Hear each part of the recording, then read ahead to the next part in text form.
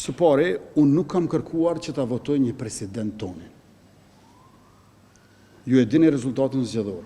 Lëvizja vetëvendosur 53 deputet, Partia Demokratike e Kosovës 22 deputet, Lidhja Demokratike e Kosovës 18 deputet, Aleanca 7 deputet. Partitë opozitare së bashku 47 deputet. Lëvizja vetëvendosje 53 deputet. E përkundër kësaj, ne nuk insistojmë që Glauko Njufsa të jetë presidenti i Republikës. Përkundrazi, Glauko Njufsa ka tërhequr kandidaturën e vet, që t'i jap shans një kandidati konsensual, gjithë përfshirës, shprehje e unitetit popullit. Prandaj nuk është e vërtet që ne po kërkojmë nga PDK, LDK e AK ta votojnë për president një kandidat të vetëvendosjes. Ne po themi le ta gjejmë dikë gjithë përfshirës. Prandaj pyetja juaj është e bazuar mbi një premisë që nuk qëndron. Unë jam i gatshëm, i vullnetshëm, i interesuar për takime dhe bashkëbisedime që sjellin marrëveshje një orë e më parë. Ne nuk kemi ndërmjetës në komunikim. Me kryetarin e PDK-s, Bedri Hamzën, nuk komunikojnë sekretarët ose asistentët tonë. Njësoj me kryetarin e LDK-s, Lumir Abdigjiku. Njësoj me kryetarin e Aleancës, Ardian Gjini. Unë me të gjithë këta komunikoj drejt për drejt, por kemi nevojë për takime, për marrëveshje, në mënyrë që, kur do të vim sërish këtu, bashkë me juve, për pak muaj, të mos vim në një seancë për zgjedhjen e presidentit, ku edhe një herë, kolona e mesme, me rreshtat e vetëvendosjes të pakicave është përplot, e dy kolonat e ulëseve deputetëve anash janë të zbrasta dhe krejt çfarë duhet të themi është filloi fushata e re për zgjedhjet që nuk mund t'i quajë reja. Është përsëritje e tyre. Pra duhet ta evitojmë këtë gjë.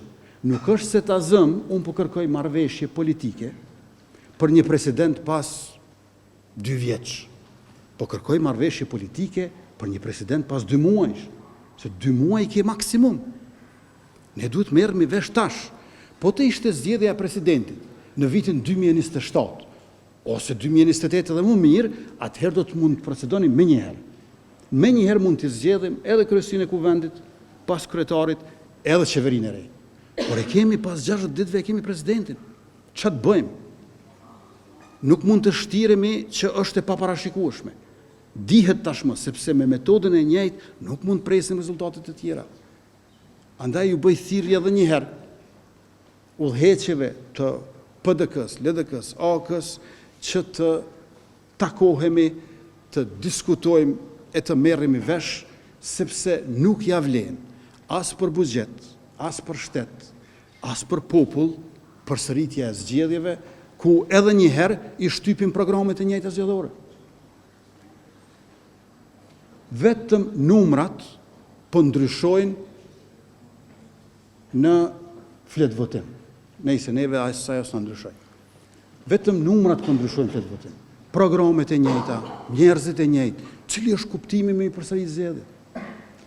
Edhe nëse bisedoni me udhëheqësit e partive të tjera politike, unë jam i bindur që u thonë që nuk janë për zgjedhje. Po si është e mundur që nuk janë për përsëritjen e zgjedhjeve, e në anën tjetër ne jemi duke shkuar me intensitet në drejtim të tyre. Andaj po them, le të merremi vesh, kemi kohë, por duhet ta shfrytëzojmë maksimalisht atë. Pas dikute, a auditoi veprimi... Po, urdhon. A jeni përgatitur me çfarë ka shikuar vetë? Ne kemi filluar takimet me ta dhe siç e kam theksuar edhe dje, ka një shpërputhje drastike midis rezultatit zgjedhor dhe kërkesave ndaj neve.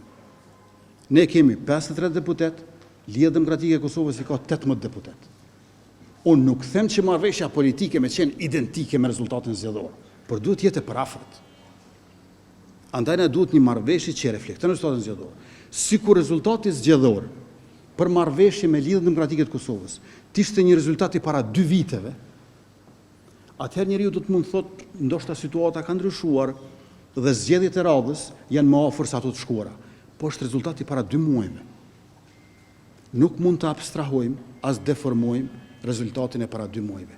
Por ajo që është jetike tash, jo vetëm Lidhja Demokratike e Kosovës, edhe PDK-ja, edhe AK-ja, si përfaqësues të popullit në përgjithësi e të votuesve të tyre në veçanti, duhet të dialogojnë me fituesin e zgjedhjeve, me kryeministrin në detyrë. Faleminderit.